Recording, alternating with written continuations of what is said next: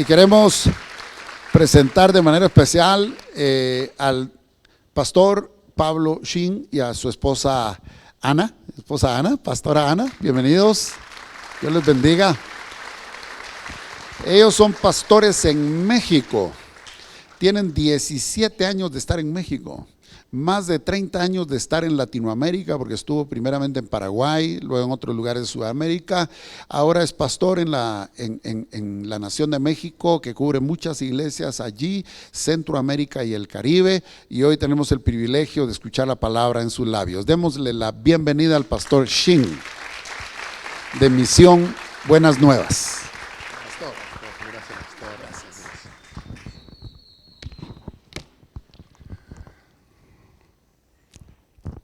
Gracias por la invitación. En el primer lugar, doy las gracias al Señor por esta oportunidad y también es un gusto para mí en poder conocer a los hermanos de diferentes lugares.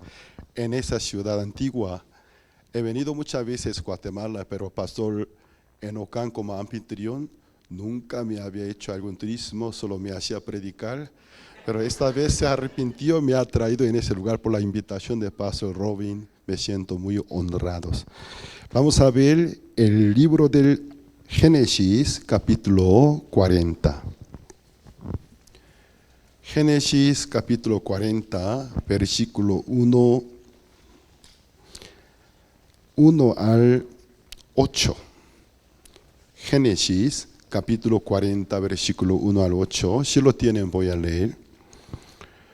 Dice así: aconteció después de estas cosas que el copero del rey de Egipto, el panadero, delinquieron contra su señor el rey de Egipto.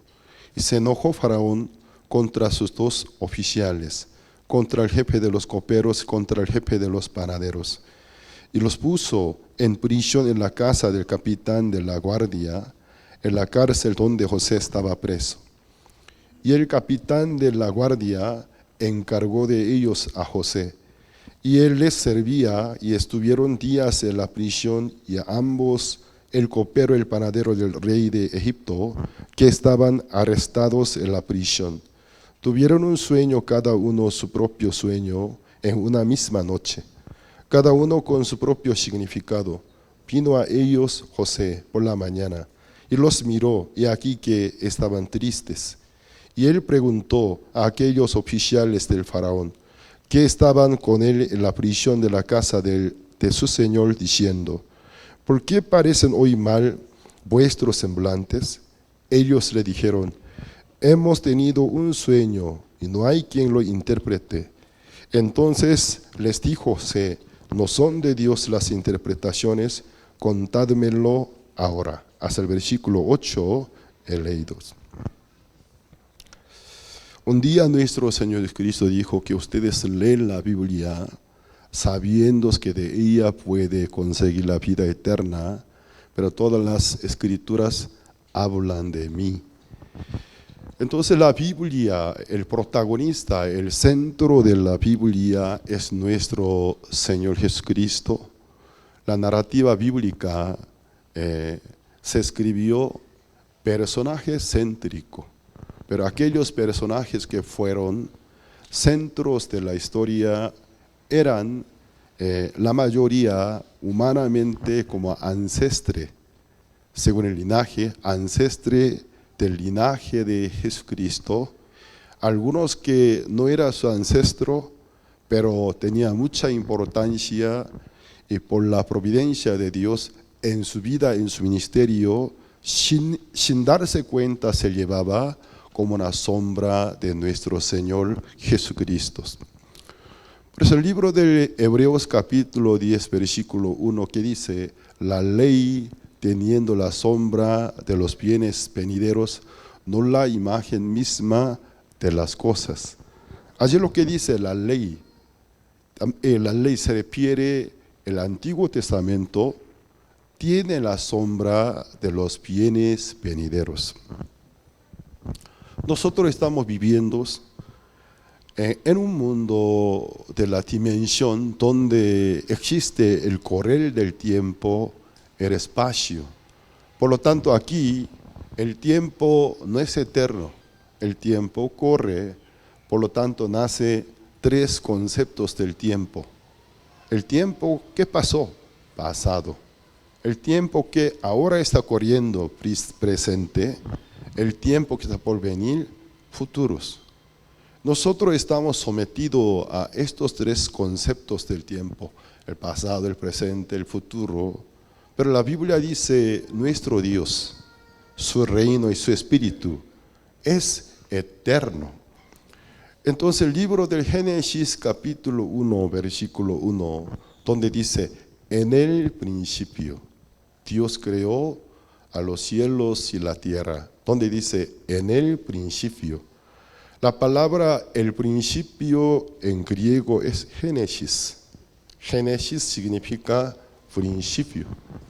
Pero el Antiguo Testamento está escrito en hebreo Génesis, o sea, el principio está escrito en hebreo Pereshit. Entonces el Pereshit es el principio. Entonces Génesis capítulo 1, versículo 1 lanza una pregunta a los lectores. En el principio ¿para quiénes? Porque nunca ha sido el principio de Dios, porque Él no tiene el principio. Si hubiera tenido, no sería el creador. También es una criatura poderosa. Pero nuestro Dios no tiene principio, ya que no tiene principio ni tendrá el fin. Entonces Génesis capítulo 1, versículo 1 que dice, en el principio, es el principio nuestro, del mundo material, también el mundo donde hay limitaciones del tiempo, distancia y espacio. Entonces me hace cuestionar, en el principio, entonces, ¿qué era antes del principio? ¿Y qué será después del principio, o sea, el tiempo que corre cuando se acaban los tiempos? Entonces, antes del principio nuestros, después del fin nuestros, antes del principio nuestro, ¿qué era? Dios. Después del fin nuestro, ¿qué sería? Será Dios. Siempre era Él, es Él, será Él. Entonces me lanza muchas preguntas. Porque al leer bien, por ejemplo, Génesis capítulo 2, donde describe el huerto de Edén, en la parte oriental de la tierra, Dios puso un huerto cuyo nombre Edén en hebreo. Sus significados, placer entero, es el significado de Edén. Un huerto de placer entero.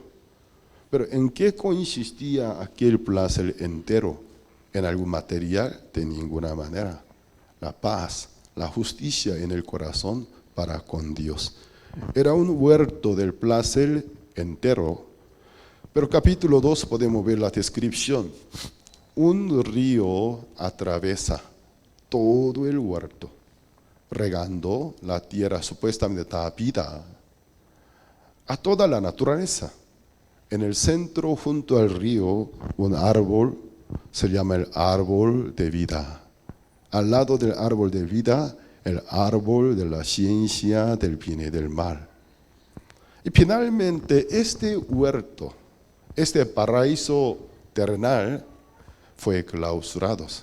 ¿Por qué razón? El pecado se introdujo. Satanás se introdujo, Satanás trajo el pecado. Allí los habitantes que Dios había creado dejaron a Dios, aceptaron a aquel invasor. Por lo tanto, el huerto ya no era un huerto de justicia y paz, porque se introdujo Satanás el mal. Dios tuvo que clausurarlos. En el tiempo de diluvio lo enterró debajo de diluvio, eso es escrito en el libro de Isaías, los árboles de Edén, desde debajo de la tierra, subterráneo, claman a Dios, porque Dios los había enterrado con gran capa de lodos debajo de la tierra. Pero ¿qué pasa? El último libro de la Biblia es el Apocalipsis, capítulo 22. 21, 22 es el último capítulo. Dios nos descubre el paraíso celestial. Entonces el paraíso celestial explica ahí el trono del Cordero. Debajo del trono del Cordero mana una fuente de agua manantial. Comienza a correr. Es río de agua viva. Atraviesa todo el huerto del paraíso. Da vida. Y junto a aquel río, el árbol de vida. Entonces me cautiva, llama mi atención. Entonces, para mí, el descubrimiento del paraíso celestial en el tercer cielo aparece en el último capítulo, en el último libro de la Biblia. Pero el huerto de Edén, en el primer libro, Génesis, capítulo 2, ¿qué pasa? Según nuestro sentido, nuestro concepto del tiempo, parece primero el huerto de Edén. Luego en los días finales se va a manifestar el paraíso celestial. Pero según el concepto de Dios, Él no está sometido a algunas limitaciones del tiempo, espacio, distancia. Entonces el paraíso celestial ha sido el verdadero modelo del huerto de Edén. No es que el paraíso celestial fue creado conforme al modelo del Edén, sino Edén fue creado conforme al modelo del paraíso celestial. También en el libro de Éxodos, de capítulo 19, continúa describiendo, el contenido de la ley son 613 mandamientos. Y más adelante, Dios abre los cielos a Moisés, quien estuvo en la cumbre de monte Sinai, le muestra el modelo del tabernáculo celestial. Y Moisés, viendo el modelo del templo, el tabernáculo celestial, en la tierra hace una réplica. Finalmente el tabernáculo de Moisés fue clausurado porque perdió su función, porque era una casa de Dios en la carpa, mientras tanto que los israelitas peregrinaban en el desierto. Entonces ellos, cuando llegaron a la tierra del Canaán, un templo de Dios, pero en carpa, ya no tenía función, porque no se necesita colocar y quitar constantemente, porque lo hacía durante 40 años. Creo que no necesitaba una carpa. Ellos dejaron el tabernáculo en una región, se llama Shiloh. Ahí dejaron abandonado. Pasando mucho tiempo, el rey David se inspira por el Espíritu Santo. En el lugar del tabernáculo necesitamos, ya no es una casa de Dios móvil, sino inmóvil. El templo se necesita.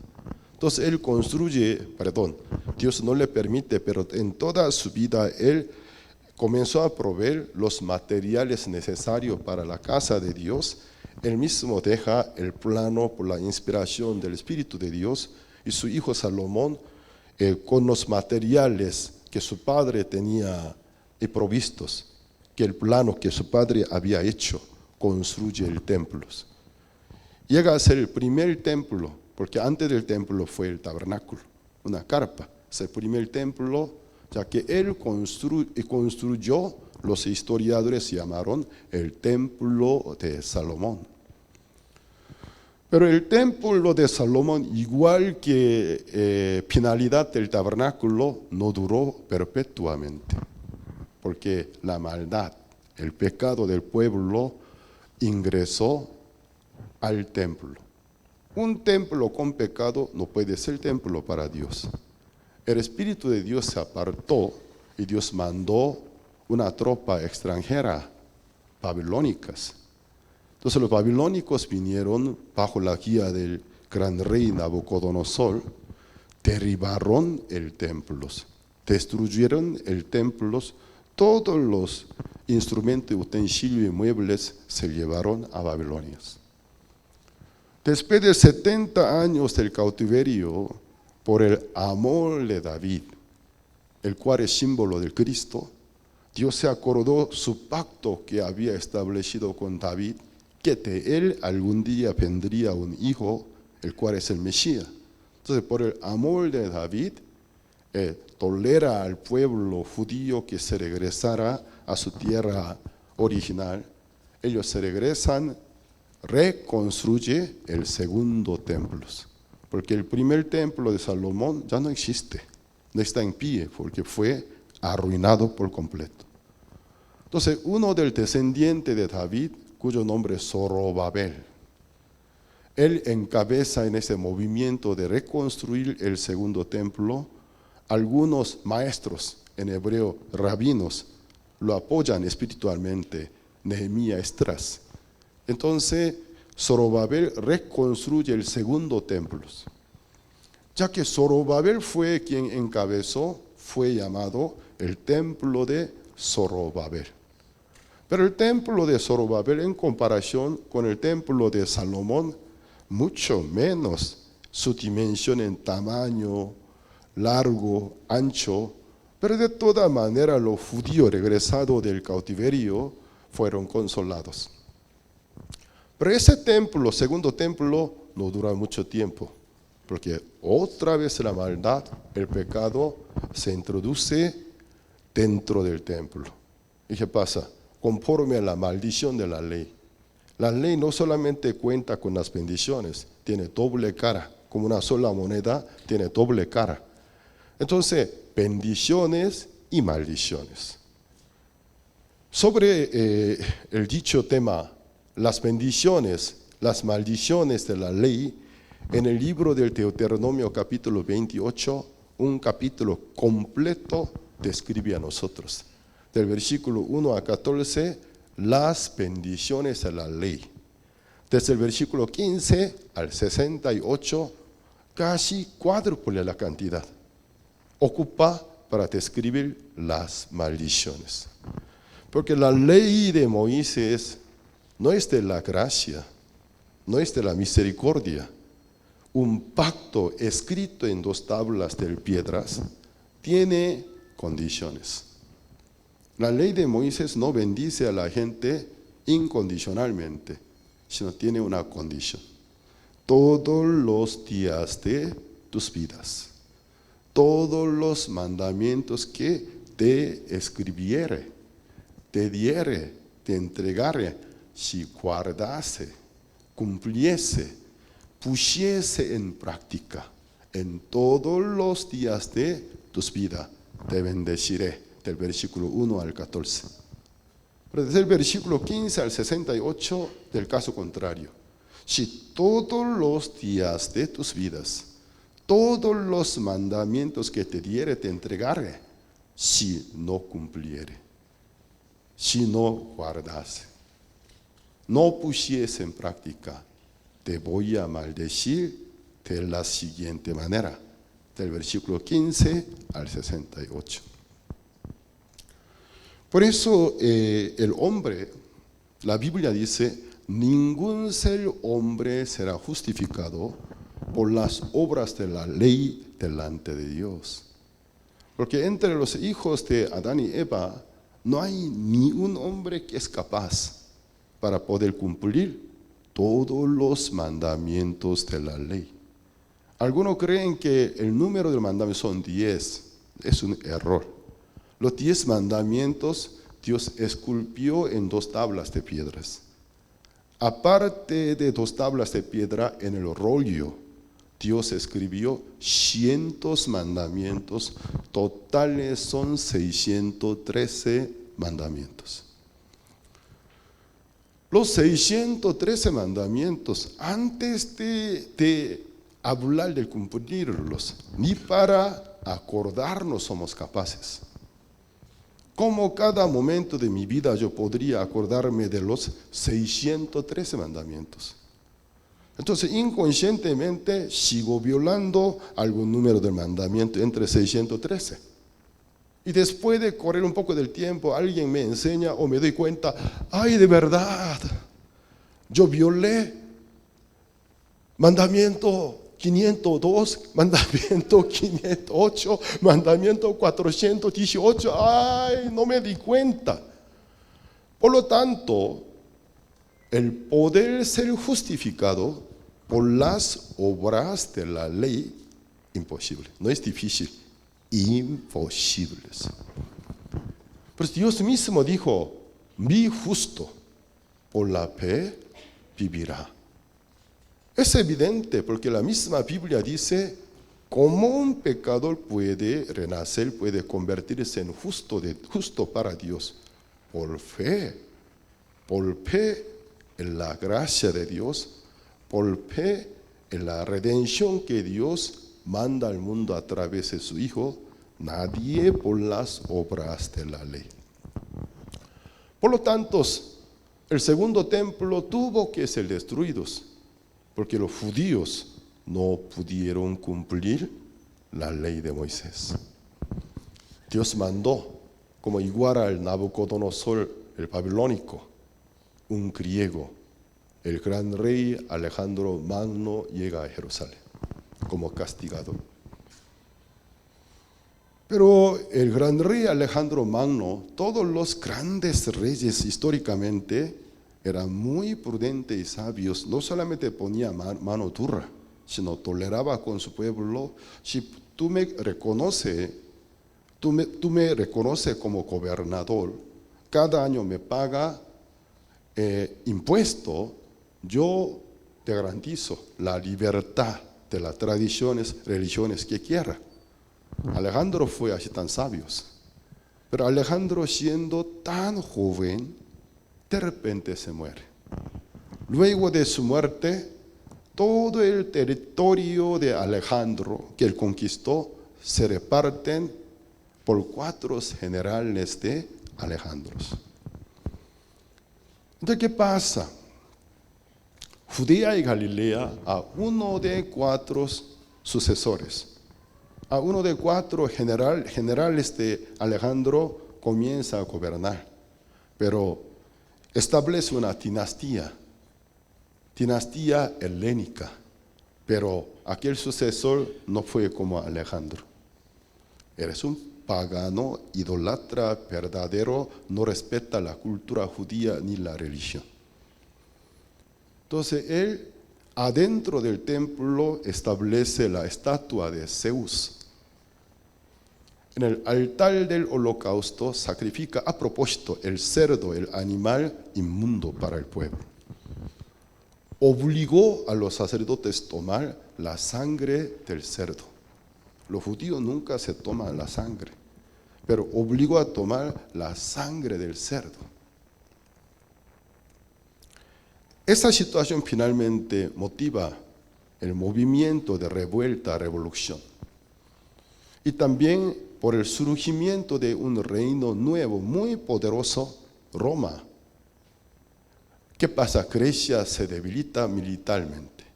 De los judíos aprovechando la oportunidad, los griegos se debilitan por Roma.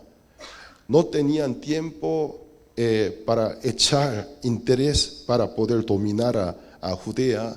Tenía que pelear con Roma, mientras tanto que los griegos estaban distraídos. Logra la revuelta. Cerca de 100 años se establece dinastía macabea, una dinastía de los sacerdotes de Judeas.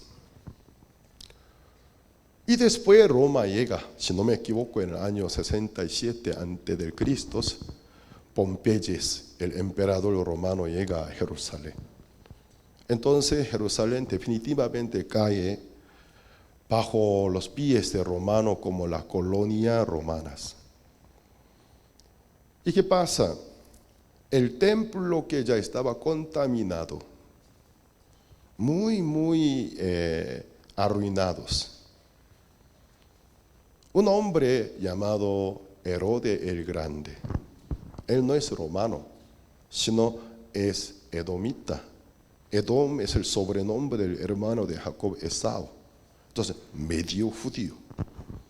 Entonces él es un ocasionalista, se acerca a la autoridad romana, veo que Roma tiene demasiado territorio, no tiene cabida para echar mano para gobernar a Judea, pero si a mí me autoriza a gobernar, yo voy a ser fiel con ustedes. Entonces el emperador permite. Entonces Herodes el Grande establece dinastía herodiana en Judea hasta el tiempo de Cristo. Entonces Herodes no es una sola persona, como faraón, es el título del rey egipcio.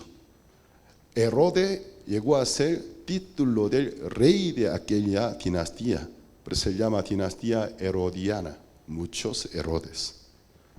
El primer Herodes el Grande, para ganar popularidad, los judíos son sumamente radicalistas. Para ganar popularidad, él se dedica en remodelar el templo de Zorobabel, arruinado, contaminado, y amplia. Por esa razón, los historiadores llaman al segundo templo, originalmente era de Zorobabel, pero ya que Herodes lo amplió, lo remodeló, el segundo templo ya nadie se acuerda como templo de Zorobabel, sino templo del rey Herodes. Pero el templo del rey Herodes, el segundo templo, igual que la finalidad del primer templo de Salomón, otra vez adentro del templo introduce pecados. Y Dios manda la tropa romana como Nabucodonosor, rodea Jerusalén, derriba el templo, el segundo templo, el muro de ciudad Jerusalén, luego asesina a los judíos. Únicamente los judíos que se esparcieron, dispersaron el mundo entero, sobrevivieron en el año 70. Brevemente explicado la historia del templo, fue primer templo de la carpa, el tabernáculo de Moisés. El primer templo de material noble de Salomón. El segundo, Herodes. Ningún templo de Dios está en pie históricamente. Todos fueron destruidos, arruinados. Pero ¿qué pasa en el libro del Apocalipsis? El apóstol Juan, tomado por el Espíritu del Señor, se abre los cielos, las nubes, en el cielo ve el tabernáculo, el arca de alianza. Tenemos que acordarnos, cuando Moisés estaba en la cumbre de monte Sinai, Dios abrió los cielos, a él le mostró el tabernáculo, el templo verdadero. Entonces, hasta ahora yo les he contado previamente la historia del tabernáculo y templos terrenales. Son réplicas. La Biblia entonces me reafirma, entonces, antes del tabernáculo de Moisés, luego de la caída del templo, pero antes de todos, el templo estaba en el cielo. Entonces, conforme a aquel modelo, aquellos personajes santos de Dios construyeron en la tierra, eran réplicas. Y la Biblia hacia dónde nos dirige, a plan eterno de Dios. Entonces, antes de que nosotros fuéramos, ya Dios tenía establecido el plan eterno. Para poder dirigirnos al plan eterno, nos trató como niños del kinder. Nuestro nivel de la inteligencia para Dios es demasiado bajo.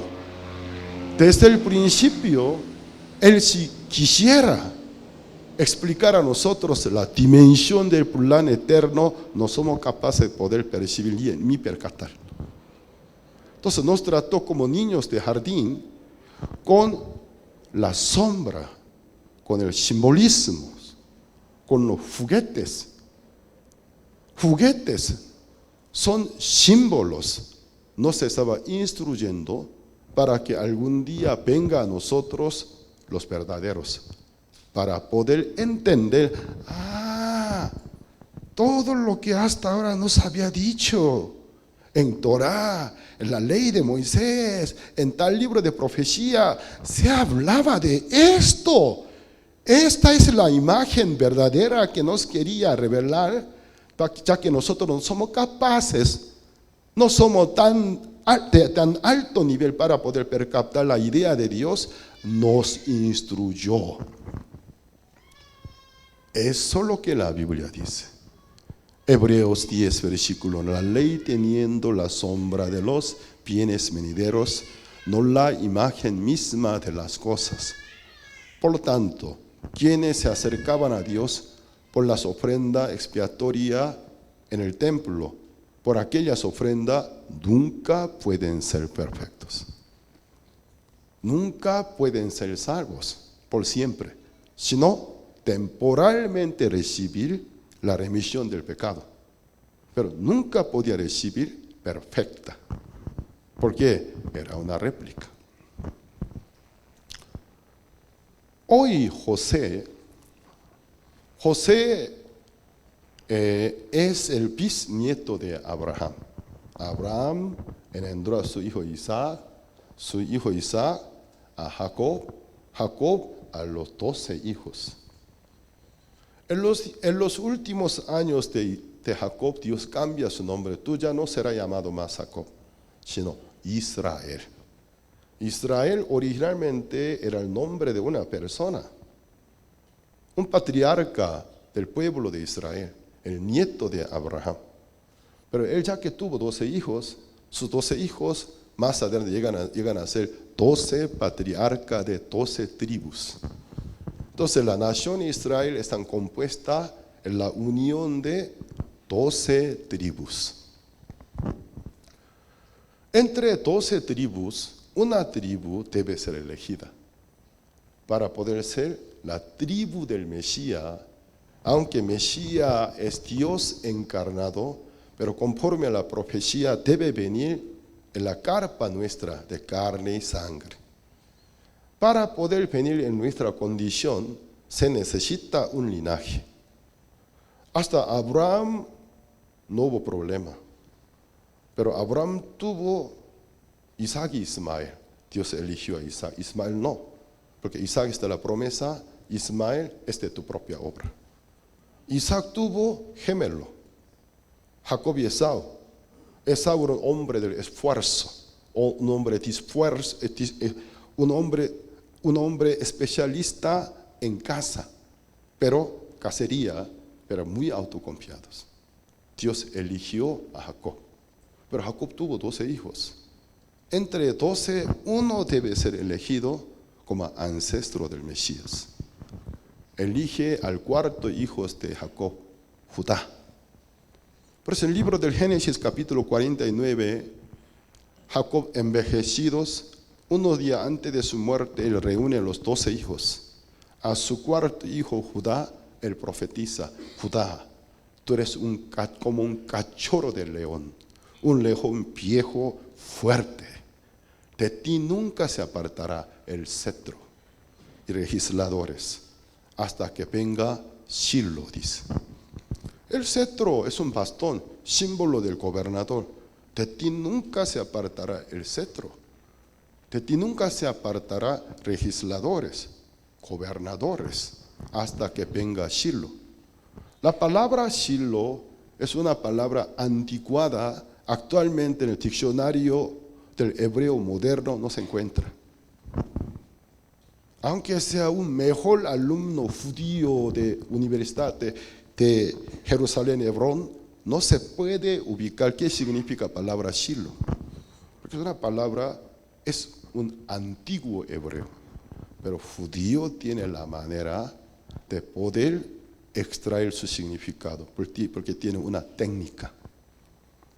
Eso, numerología judía se llama gematrías. Porque cada letra alfabética hebrea tiene su propio número, código. Entonces los judíos y rabinos, cuando leen el Antiguo Testamento, encuentran algún vocablo, ya es desaparecido. Nadie se entiende. ¿Qué era esta palabra? Usa esta técnica, gematrías. Entonces escribe todas las letras, cada letra tiene cierto número, luego suma total de números y sale una respuesta.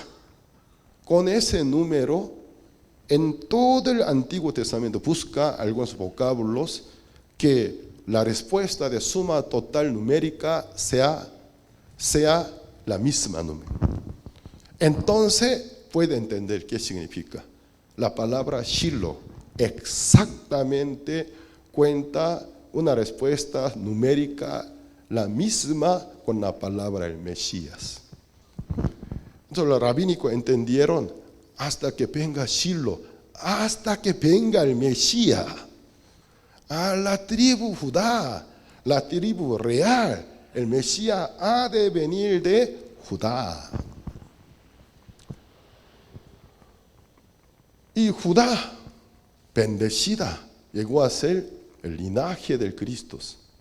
Pero entre 12 hijos, 11º hijo José,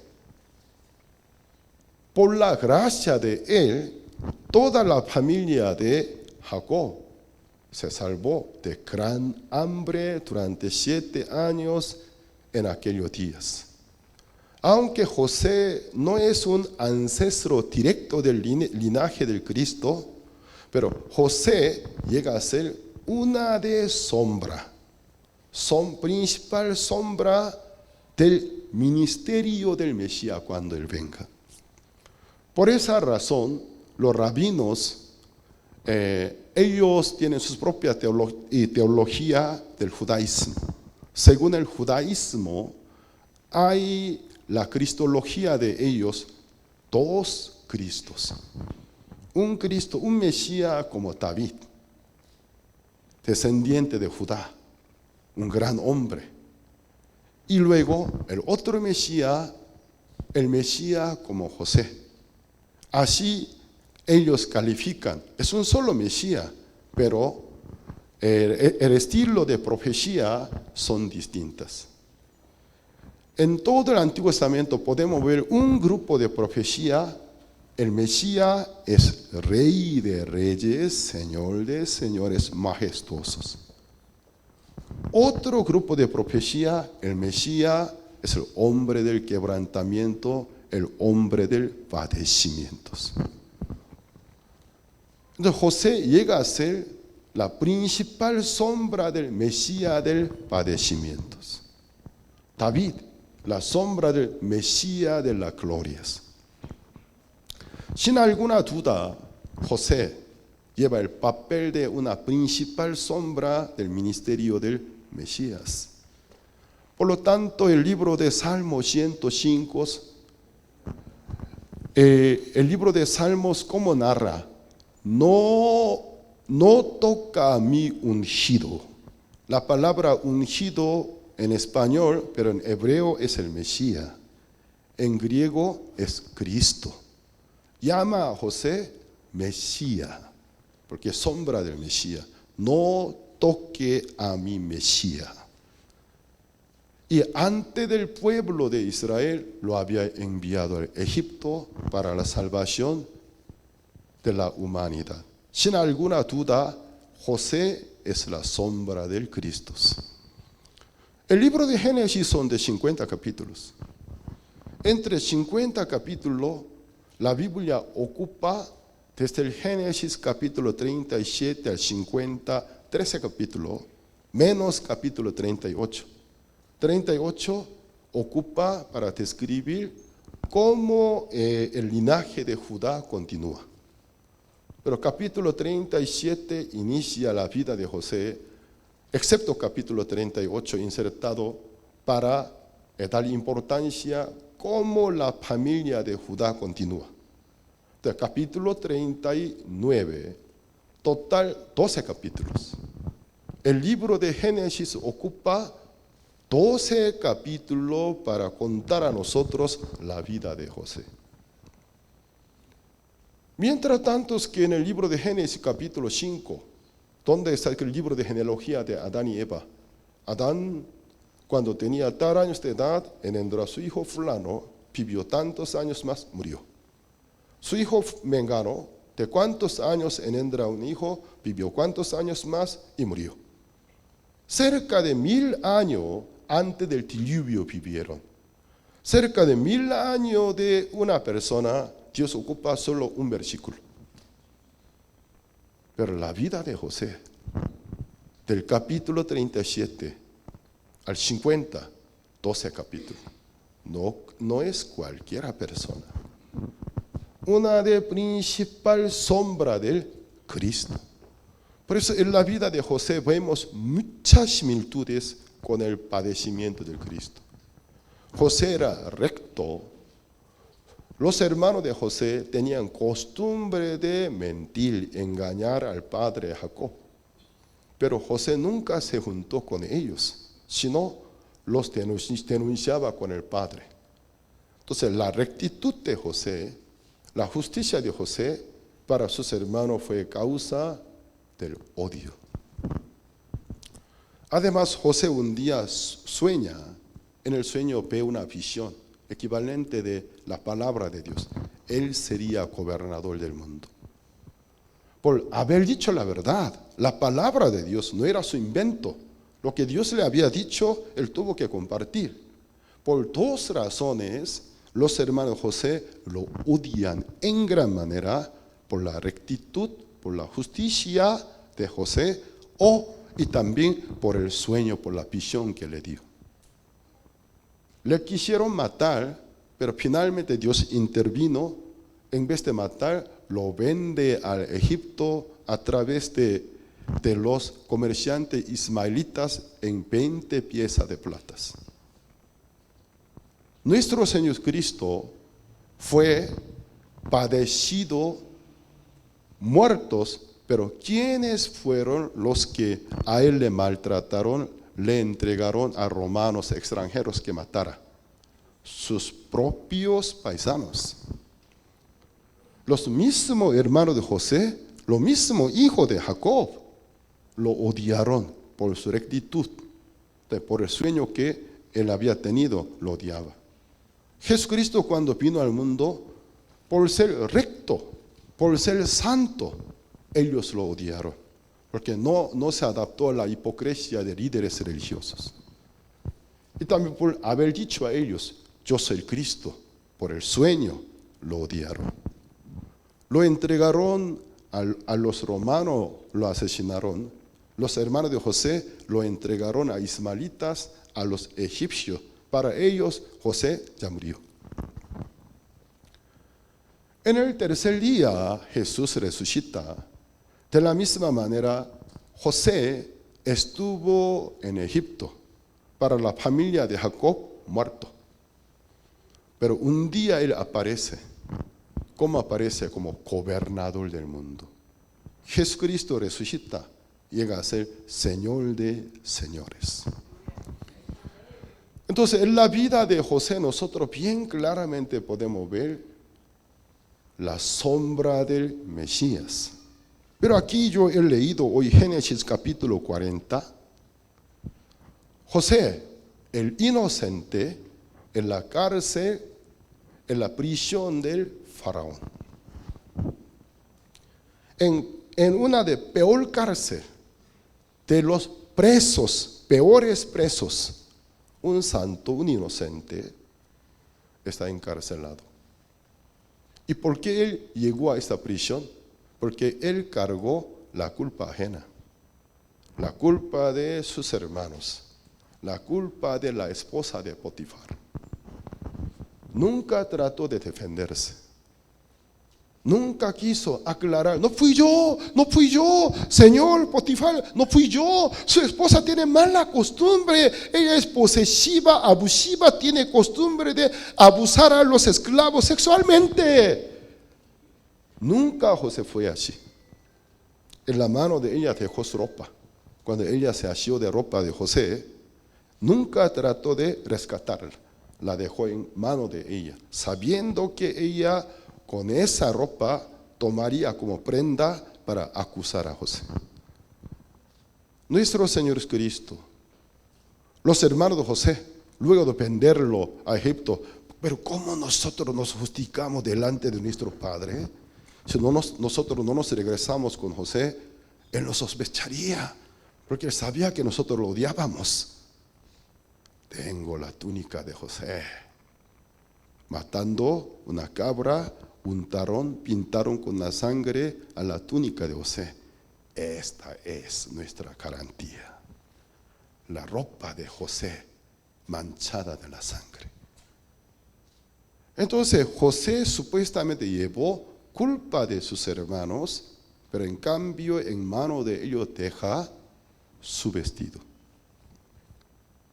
José lleva culpa de la esposa de Potifar, pero en la mano de ella deja su túnica. Según 4 libros de Evangelio, cuando Jesucristo se colgó, dejó su manto, su túnica a los soldados romanos. Él se lleva el pecado de ellos. Perfectas coincidencias, perfecta coherencia. Entonces, un santo, un inocente en peor cárcel. Esto, ¿qué quiere referirnos? Es un simbolismo. El santo de Dios, el ungido de Dios, en peor cárcel es nuestro planeta. Nuestro planeta, el vino, siendo santo, se hizo pecador. Vino entre nosotros. En la cárcel un día entran 2 altos funcionarios del faraón. Pero ¿qué pasa? Capítulo 40, versículo 1 dice así: aconteció después de estas cosas que el copero del rey de Egipto y el panadero delinquieron contra su señor, el rey de Egipto. La Biblia dice 2 funcionarios del faraón, el jefe de los coperos, el jefe de los panaderos, los 2 delinquieron, dice. No solo uno, los 2 delinquieron contra su señor, el rey de Egipto. Entonces se enfurece el rey faraón, los metió en la cárcel. Luego de 3 días iba a ser el cumpleaños de faraón. Las autoridades desde antigüedad hasta fecha tienen una costumbre. En un día festivo, un día del aniversario, algunos condenados ejecutan, algunos de ellos liberan. Entonces, 3 días antes del cumpleaños del faraón, 2 altos funcionarios del faraón que pecaron contra faraón fueron metidos. ¿Dónde estaba un inocente con la culpa ajena? Entonces el jefe de la cárcel a él le encarga: tú atienda a estos presos, aunque son presos, pero son de alto grados funcionarios, condenados para la muerte. José los sirve, es una sombra. Cristo vino a la peor cárcel, sirve a los pecadores. ¿Qué dice Romano 3, versículo 23? Por cuanto todos pecaron y están destituidos de la gloria de Dios. 2 funcionarios, los 2 delinquieron, pecaron contra su señor faraón. Un día, los 2, en una sola misma noche, tuvieron cada uno un sueño, pero no sabía cuál es su interpretación, significado. Una persona, un preso, 1 día antes de su ejecución, ninguna cosa interpreta natural y casual. Cada cosa minuciosa que sucede, interpreta, busca un significado, porque su vida es en el borde. Y los 2 y soñaron. Al día siguiente, José, cuando los vio, ¿qué pasa? ¿Por qué están tan tristes ustedes? Ay, toda la noche no dormí. Tuve unas pesadillas. no sé, hasta ahora yo siento como estuviera aún en aquel sueño, me acuerdo muy bien. Los dos. Pero señores, las interpretaciones son de Dios. Cuéntamelos. Así inicia la historia. Aquí podemos ver la interpretación del José, quien es sombra de Cristo. Dos sueños de dos pecadores. Pero conforme a esta interpretación, termina uno ser restituidos, justificado, liberado, restaurado. El otro condenado, colgado, maldecidos. Entonces Génesis capítulo 40 ocupa todo el capítulo para describirnos el contenido de dos sueños. ¿Por qué la Biblia ocupó tantos espacios? Porque estos dos sueños tienen una gran enseñanza. Porque al mundo entero enseña dos diferentes estilos de fe. Una fe te dirige a la salvación, una fe te dirige a la recuperación, reconciliación, otra fe a la muerte, a la condenación. Por lo tanto, es importante fijarnos en el sueño de dos funcionarios. Primero el copero, anoche yo estuve de pie en mi mano con la copa del faraón mi señor, pero copa vacía. En ese sueño es importantísimo, hasta mínima descripción, la copa que mi señor a mí me entregó, pero la copa vacía. La copa del copero de un rey siempre debería estar cargada de alguna bebida para el gusto de su señor. Pero la copa vacía, no sabía qué hacer. Lejos se veía el trono del faraón, pero no sabía qué hacer, no sabía con qué llenarla, ofrecerla. De repente, cambiando de panorama, enfrente aparece una vid,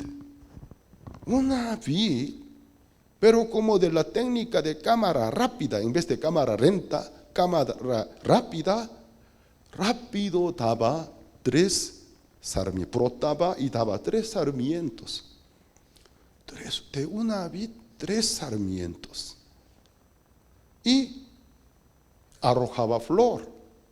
Y cada sarmientos, un racimo de uva. 3 racimos de uva. Cada bola llena y jugosa que maduró. Me alegré porque no sabía qué hacer. Pero delante de mí sucedió un milagro. Yo los exprimí, cargué en mi copa, ofrecí al faraón. ¿Quién es José? Lleno del Espíritu Santo estabas. Lo escuchó. Dijo, la copa de faraón vacía. No sabía qué hacer. Si yo estuve totalmente desesperado. Apareció una vid. Y luego se brotaba y daba 3 sarmientos. 3 racimos de uva. Y luego cada bola de uva, grano de uva, maduro y jugosa, exprimía su copa, ofreció a Faraón. Señor, mi Señor, esta es la interpretación. 3 sarmientos, 3 racimos. En su sueño se repite un número, 3. ¿No se da cuenta? Faltan 3 días para el cumpleaños del Faraón. 3 sarmientos, 3 racimos son 3 días. En 3 días, Faraón levantará su cara, lo justificará, restituirá, será salvo usted. Si conforme a mi interpretación sucediera, acuérdese de mí. Entonces el panadero, el jefe del panadero, está escrito, viendo que era bueno la interpretación, él también se animó para contar a su sueño. O sea, la Biblia hace una mención, un detalle, viendo que la interpretación era para el bien, se animó a contarlo. Mientras que el jefe de los coperos, a pesar de desesperación, fue sincero y puro. Pero el jefe de los panaderos se nota su intención, aún calculada, aún tiene cierta astucia. Resultó bien, yo también te voy a contar. Bueno, cuéntamela. En mi sueño, sobre mi cabeza, 3 canastillos. Hay también número 3 canastillos. Estaban puestos de panes blancos, ¿qué quiere decir? Tortilla sin levadura, panes blancos. Los egipcios se comían de tortillas sin levadura. Entonces, panes blancos. Encima, en el tercer canastillo, manjar, toda clase de manjares de pastelería. Toda clase de manjares de pastelería. Desde el cielo se bajaban aves, picoteaban a manjares y pasteles. Toda clase de manjares de pastel. ¿Usted mismo preparó? Sí. Desde el cielo se bajaban aves, las picoteaban. Sí. José estaba lleno del Espíritu Santo. Esta persona muere. Mi oficio principal, aparte de predicar el Evangelio, atender a toda clase de personas, hermanos, hermanas, hasta gente inconversa. ¿Qué creen ustedes? ¿Cuántas personas yo haya atendido? Miles de personas. ¿Cuánta historia yo haya escuchado? Incontable vida escuchados. Luego llegué a una conclusión. El sacerdote católico tiene razón. Por cada cita cobra. Porque es difícil escuchar la vida de miles de personas. Ay, Señor mío. Ay, ¿qué clase de vida? Ahora me cuentas. Ay, Señor mío. Se alivia, se queda libre. Gracias, pastor, se va. Pero tiró toda la basura en mi corazón. Ay, Señor mío. Entonces. Pero ¿qué pasa? Primero por la compañía del Espíritu del Señor con mi persona. También por mi oficio. Tengo un gran desarrollo. Cuando una persona viene a mí, en las primeras palabras, antes de 5 minutos que pasara, leo su vida. Al conversar, esa persona viene por tal razón. Todo lo que dice es una mentira. Todavía no me cuenta el grano. Y luego espero, finalmente puedo ver que es así. Pero imagínense el grado de José, lleno del Espíritu de Dios, cuando escuchó el sueño del jefe de los panaderos. 3 canastillos, panes blancos. El tercero, toda clase de manjares de pastelería que usted preparó, sí, para agradar a mi Señor. Aquellas manjares provocaban las aves que vinieran y picoteaban. O sea, se dio cuenta, tú mueres. Porque la Biblia que dice, los 2 delinquieron, los 2 pecaron contra su señor Faraón. Pero en el corazón del jefe de los panaderos, José lee, aún él se confía en alguna maña propia, astucia, su modalidad. Trata de agradar a su Señor. Ese es un tipo de burla. Una persona cuando consulta conmigo no quiere ponerse sincero, es una burla para mí. Cree que me podría convencer, me podría engañar. Yo no puedo atender a usted. ¿Y por qué? Usted, muy aparte de mal vida que ha llevado, se burla de mi persona. ¿Usted cree que con esa mentira me podría convencer? Yo aquí estoy sincero. Sea sincero. Diga la verdad. Entonces voy a ayudarle. ¿Qué pasa? Solo faltan 3 días para la ejecución. Pero en el corazón del jefe de los panaderos, aún su propia manera, cálculo, astucia, usted muere. Luego de 3 días, Faraón levantaron rostro de los dos. ¿Dónde están ustedes? Como José había contado, interpretado, el copero fue justificado, liberado, salvado, restaurados. El panadero, condenado, ejecutado, colgado, su carne, las aves del cielo se lo comieron. ¿Para qué la Biblia ocupa todo perdón, ya se acabó mi tiempo. 2 minutos y 10. Falta 12 minutos. Okay. Bueno, entonces rápido, voy a levantar la velocidad. Voy a rápido.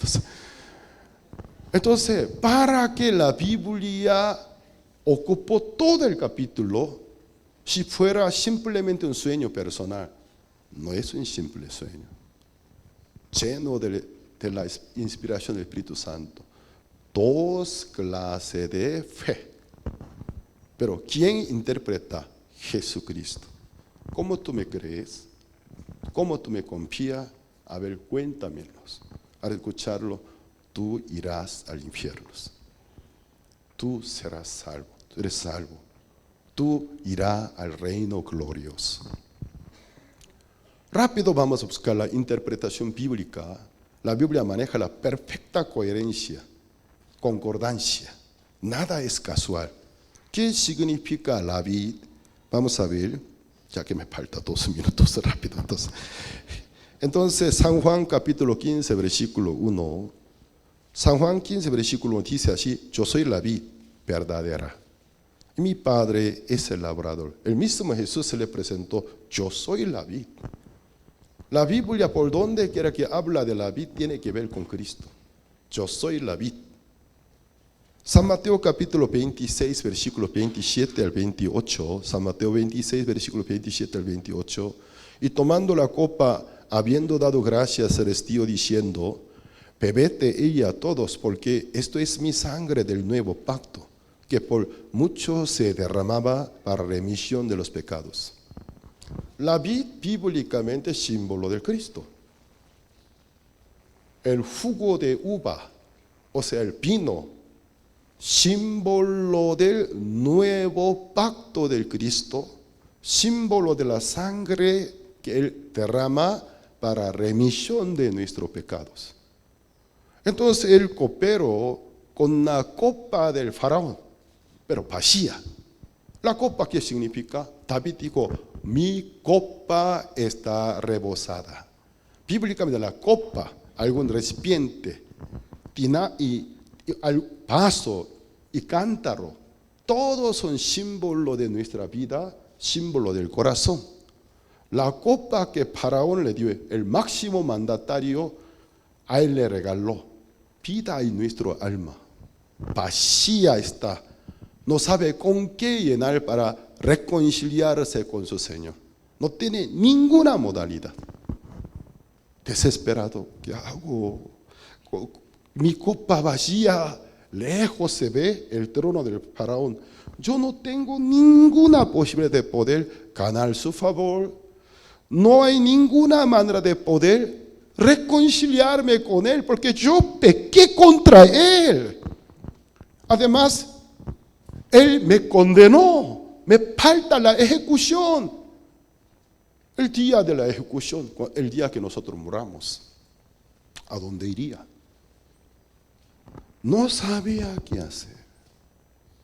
Cuando no sabía qué hacer, delante de él apareció una vid. Una vid, 3 sarmientos. Luego 3 racimos. Se alegró. ¡Ah, la vid! ¡Ay, la uva! 3 racimos. ¡Ay, gracias! Los arrancó, exprimió, llenó a su copa, ofreció. José lo escuchó. Esta persona 100% depende de la misericordia de Dios. Su sueño tiene vinculación con la crucifixión del Señor Jesucristo.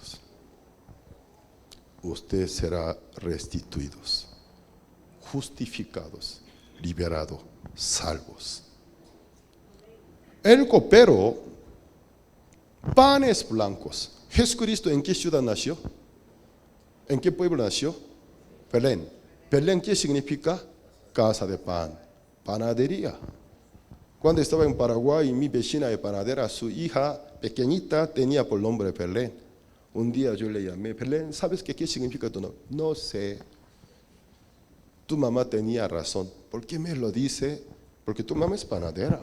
Por eso te puso por nombre Belén. Belén significa panadería, porque tu mamá es panadera. Entonces, no lo sabía. Tu nombre significa panadería. Tú también que recibe herencia de tu mamá, porque ya que tu nombre es panadería, vas a ser excelentes panaderas. Jesucristo nació en casa del pan. Pero, ¿qué pasa? San Juan capítulo 6, versículo 51. El que nació de casa del pan, un día él se le presenta ante todo el mundo: yo soy el pan del cielo.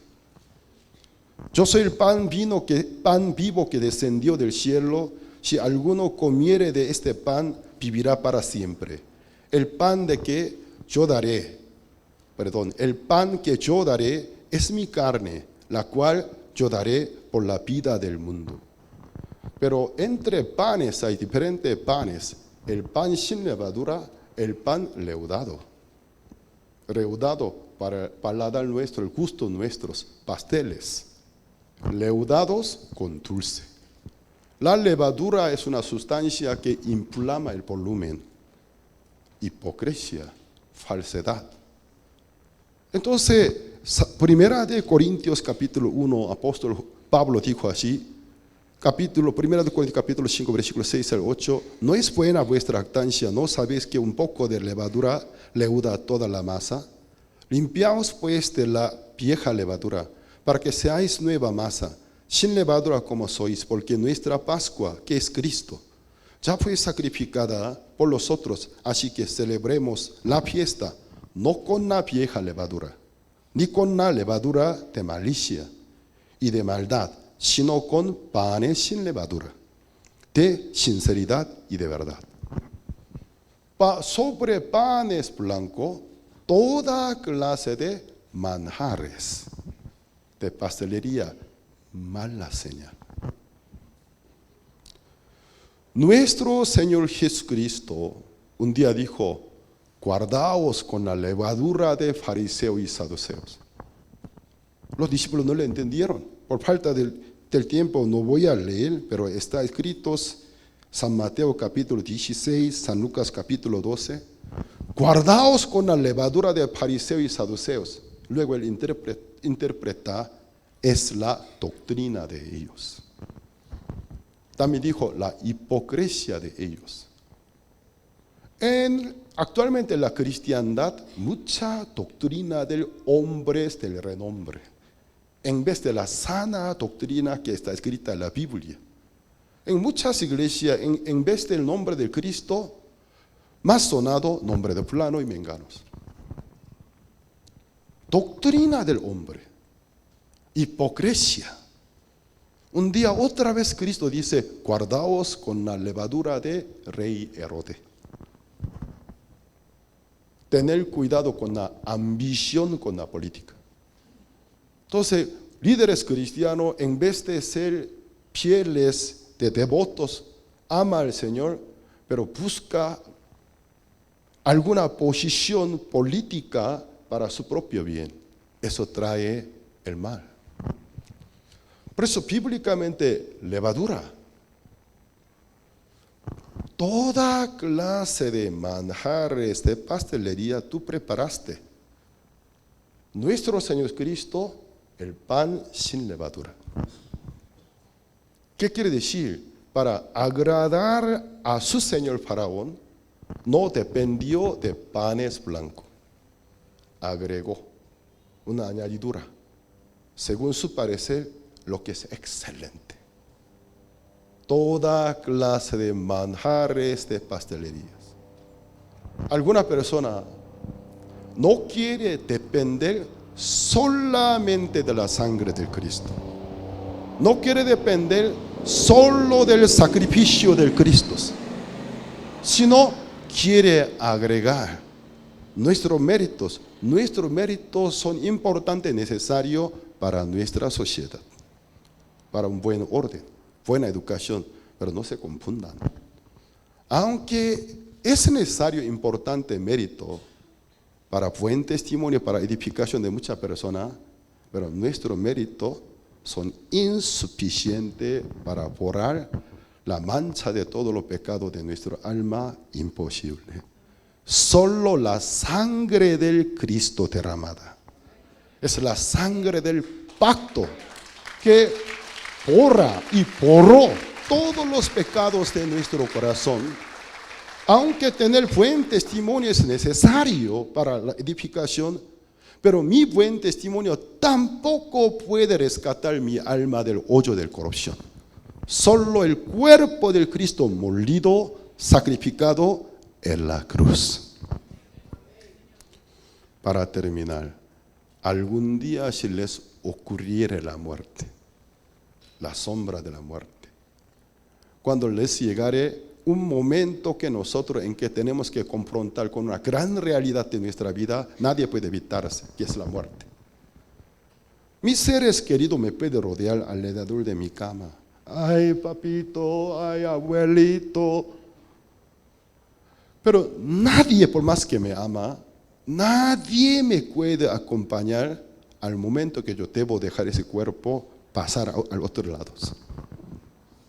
Nadie me puede acompañar.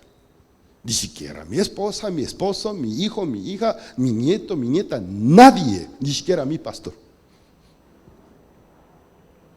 Es un momento de gran verdad. Toda la criatura delante de la presencia de Dios. En aquel momento, ¿con qué quiere tocar la puerta del cielo? En aquel momento, apoyándose en qué? Piensan ver a Dios, piensan en entrar a la gloria. El jefe de los panaderos. Toda clase de manjares, de pastelería, dijo usted. Esta persona creo que no se entiende, no se ubica muy bien. Los dos pecaron. Faraón está furioso ahora. Lo que se necesita es la misericordia. Pero todavía se confíe en su propia obra, en su propio esfuerzo. Él cree que podría manipular al faraón. Las aves del cielo se descendieron, picoteaban a manjares y pastelería. Sí, lo siento mucho, Señor. Debo decir la verdad. Usted será colgado en la horca. Las aves del cielo picotearán a su cuerpo. Hermanos, para finalizar, cuando les ocurriere la muerte, ¿ustedes en qué se apoyarán? Para estar en paz para con Dios. Para estar reconciliado para con Dios. En aquel momento quiere sacar alguna tarjeta. Yo fui bastante, no tan perfecto, pero he procurado. Fui bastante bueno. Señor, yo bastante bueno. En vez de la sangre de Cristo, en vez de la crucifixión de Jesús, bastante bueno, reconozco que esforzaste, eres pecador, a la perdición eterna. En aquel momento, la garantía de nuestra salvación, la garantía de vida eterna, nuestra fe el 100%, solo en la sangre del Señor Jesucristo, en la crucifixión de nuestro Señor Jesucristo. Padre Dios, he tratado de ser buen cristiano, pero no voy a mentir, alguna vez me he fallado, alguna vez me he equivocado. Pero Padre, yo solo confío con todo mi corazón en tu Hijo. Su sangre derramada, su sacrificio, recíbeme. Dios, al ver a nuestra fe en la sangre de Cristo, ¿qué dirá? El dictamen final: justificado eres, libre eres, salvo eres. Pasa a mi vida, pasa a la gloria, conmigo pasa a la eternidad. Eres bienvenidos.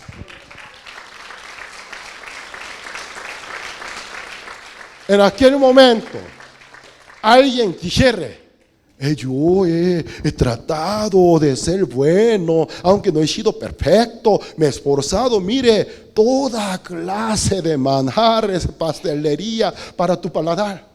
¿Tú crees que eso a mí me gusta? No. Agárralo al lugar más caliente del lago del fuego. Hoy, ustedes cuando quieren acercarse a Dios, ¿en qué quieren confiar? ¿En mis méritos?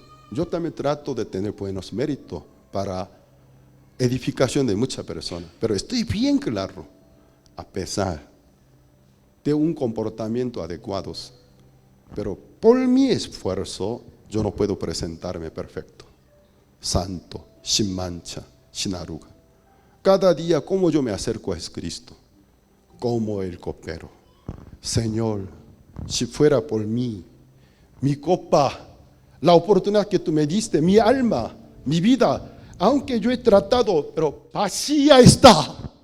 No sé cómo ganar a tu favor. No sé cómo tener paz contigo. Pero tú me presentaste la vida, Jesucristo. Enviaste a tu Hijo. Yo confío en Él. Confío en su amor, confío en su sangre derramada. Fue realmente por mis culpas, mis pecados. Creo, como tú dices, habéis sido lavados, justificados, santificados. Yo creo, era pecador, pero soy lavado, soy limpio, soy perdonado por tu sangre. No tengo pecado porque tu Hijo me lo quitó. Confío en la sangre del Cristo. Solo en el nombre de Jesús te pido, Padre, te puede llamar Padre por Él. Bendíceme, ayúdame, guíame. De esta manera yo oro. Siempre Dios me ha contestado. Sigue contestándome.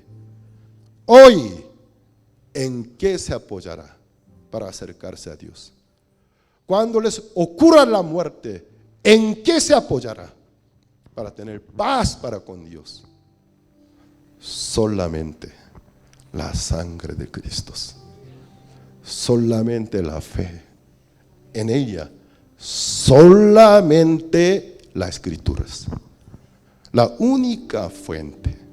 Ninguno de ustedes sea como el jefe de los panaderos. Sabe más o menos la muerte del Cristo, pero se confía más en su propio esfuerzo. No debe ser así. Los méritos sirven para buenos testimonios, no se confundan, pero para que yo esté en pie delante de Dios, yo tenga paz para con Dios, yo reciba su compañía y su bendición. No hay otro nombre aparte del nombre de Jesucristo. No hay ofrenda aparte de la sangre preciosa derramada del Cristo, establecido por nuevo pacto para remisión de nuestra culpa y nuestro pecado. Dios los bendiga. Oremos. Oremos. Oremos. Padre Dios, te agradecemos Padre, la Biblia dice, por cuantos todos pecaron, todos están destituidos de la gloria de Dios. Como dos funcionarios del faraón, los dos delinquieron contra su Señor. ¿Haciendo qué cosa ellos podrían ser salvos? El jefe del copero, su corazón vacío, perturbado, no sabía qué hacer. Solo más que pedir misericordia, cuando él no sabía qué hacer, delante de él apareció la vid, 3 sarmientos. Él se alegró con aquel frutos de la obra del Señor, exprimiéndolo, llenó su copa. Su copa estaba rebosada de la sangre de Cristo. Luego ofreció ante su Señor, fue restaurado. Pero lastimosamente el jefe de los panaderos, él una parte sí confiaba panes blancos, son símbolo del cuerpo de Cristo, pero encima confiaba más en sus propias personas. Eso es lo que provocó a Satanás, porque Jesucristo interpretó la ave que picotea la semilla. La semilla es la palabra de Dios, es el diablo, dijiste. Nuestras propias maneras, nuestros propios pensamientos provocan a Satanás que llega a nosotros. Señor, ¿cómo una persona podrá ser salva? ¿Cómo una persona podrá ser limpia, santa y justa, sin arruga delante de presencia? Nadie por su propia obra. La única manera aceptar al Señor es Cristo. Creer en la sangre de Cristo. Aceptar el cuerpo repartido de Cristo. Aceptar el evangelio de Cristo. Estar firme conforme a tu santo evangelio. Entonces tú interpreta, tú entrarás a mi reino. Tú vivirás en mi gloria. Por si acaso hoy aquí habría algunos nuevos, aún no están convertidos. Ten misericordia, que todos se acerquen al Señor. Solo confíen en la sangre derramada. Solo confíen en su muerte y resurrección. Fue por nuestras culpas y resucitó para nuestra justificación. Por medio de fe, sus culpas y pecados serán borrados, como fueron borrados en la cruz, pero en el corazón de cada uno será borrado.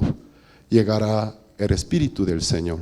Padre, bendice a cada uno. Tus bendiciones sean sobre el ministerio del amado pastor Robin García. A través de su ministerio, la verdad sea difundida. La verdad alcance a lugares más lejanos. Muchas personas sean salvas. Tu nombre sea glorificado, Padre. Oramos en el nombre de nuestro Señor Jesucristo. Amén. Gracias al Señor.